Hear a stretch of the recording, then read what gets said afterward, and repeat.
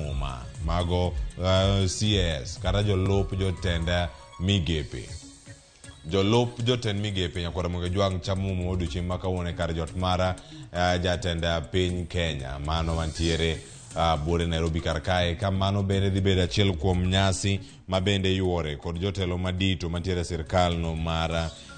Kenya Kwanza kachalo koda kama moko wacho ni odiochieng' ma kawuono odhi bedo nade kae moting'o jodito e sirkal wacho ni kuom CS kata jolup jotend migepe maromo 50 odiochieng' ma kawuono chamo muma gintiere kar jot mar jatend piny Kenya kama bende thothgi osebedo kacha mare rom kacha sario mar okinyi sani ni pod gidhi nyime mondo mi warangi gigo mamoko mantiere ka gidhi nyime mondo mi wanegi achiel kachiel kaka koro wanyalo mana nenogi kama gintiere. CS chamo muma odiochieng' ni ma kawuono mano nyasi madhi nyime nyakwara Ramogi jwang kar jot mara jatend piny Kenya wanyamana nene te mondo mi wanene kaka koro odhi nyime wanoka jotelo mantiere kanyo kod Ramogi jwang ma nyinge gibiro mopogore opogore okinyi ma kawuono bende wanyalo thuolo mar neno gi kama gintie koro ka gichamo muma achiel kachiel kama wantiere kanyo kod Ramogi jwang mago jotend migepe mago jolup jotend migepe ma okinyi ma kawuono chamo muma ka gintiere buore Nairobi mondo mi wawinjgi kendo mondo mi wanegi kaka gidhi nyime kacha achiel kachiel okinyi ma kawuono. Faithful to the Republic of Kenya, that I will obey, respect and uphold this Constitution of Kenya and all the other laws of the Republic. That I will well and truly serve the people and of Kenya in the office of Chief Administrative Secretary. That I will undertake to hold my office as Chief Administrative Secretary with honor and dignity. That I will be a true and faithful counselor to the President for the good management of the public affairs of the Republic of Kenya.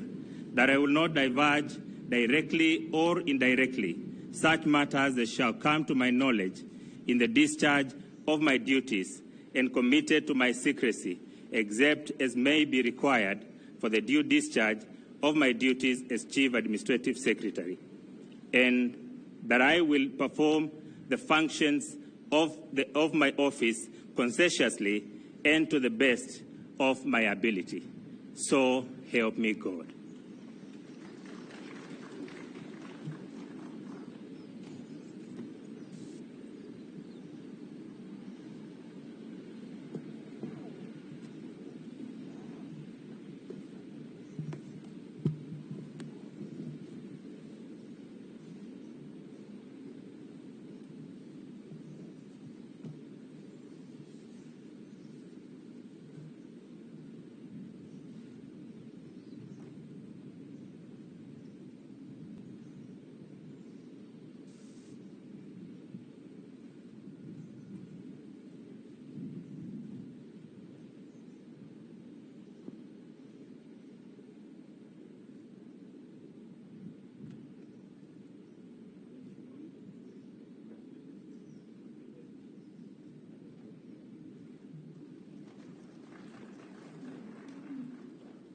Your Excellency, sir, I now invite Lilian Tomitom,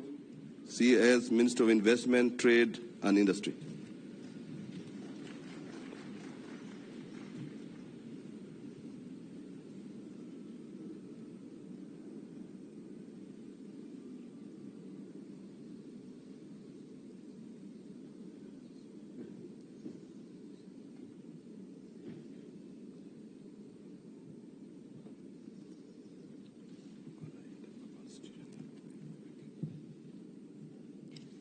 I, Lilian Chepto Tomitom, being appointed a Chief Administrative Secretary in the Government of Kenya,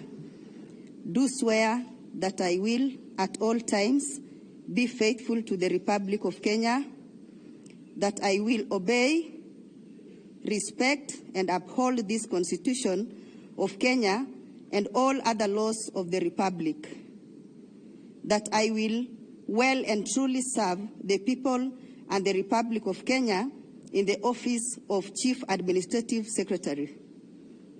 that I undertake to hold my office as Chief Administrative Secretary with honor and dignity, that I will be a true and faithful counselor to the President for the good management of the public affairs of the Republic of Kenya,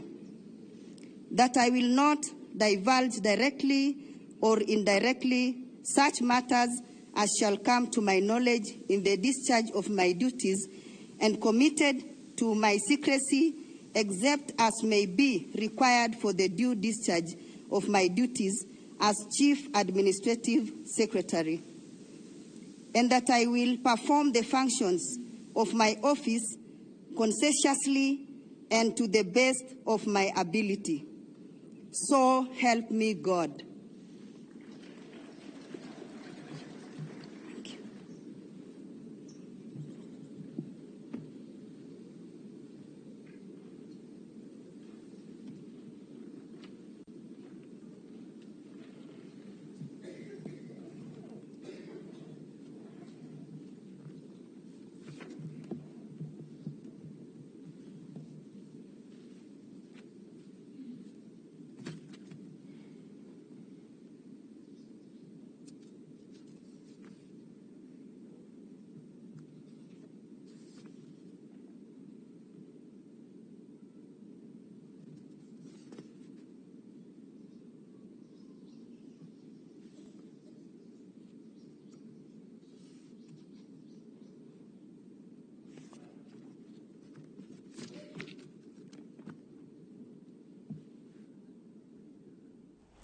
Nyakoromoge juang pichni mabiro ni kanyo biro ni achiel kachiel mano ka wuok e kar jot mar jatend piny Kenya kamineno kanyo koro mosore gi mano CAS kata jalup jatend migao mane migao no mar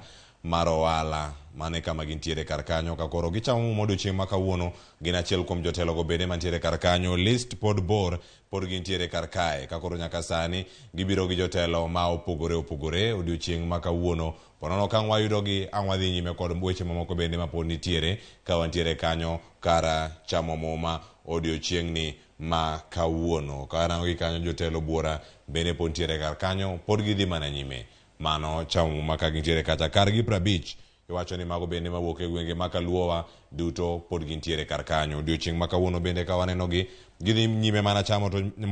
mana mondo mi waparnu jotelo mamoko ma bende wuok kaluo ma oyudo lemo machalo kamae oting'o Nicholas Gumbo mawuok e kaunti ma Siaya, e kaunti ma Kisumu kacha ntiere ja senator machon e kaunti ma Kisumu mano Fred Outa kata kama chelo bende wadhi e kaunti Homa Bay mano laro kom mar governor machon e kaunti ma Nairobi Evans Odhiambo Kidero. Chamo muma bende kaka jalup jatend migao kata CS migao no mochung' ne weche mag keto mwandu ohala kachel koda ka weche mamoko motenore kod weche gi mago ohala mano mantiere bo migao motelne kod Moses Kuria waranka machelo bende weche mamoko madhi bedo ka waluwo odiochieng' ni ma kawuono. Wantiere kar kae nyakwara Ramogi juang' kot pogore gi magi mag chamo muma odiochieng' ma kawuono ka jatend piny Kenya osetieko chenro mag chamo muma mag jolup jotend migepe odhi wuok achiel kachiel kodhi nyaka e kaunti ma Kisii odhi bedo kacha kaunti ma Kisii kachel koda ka gwenge mamoko mag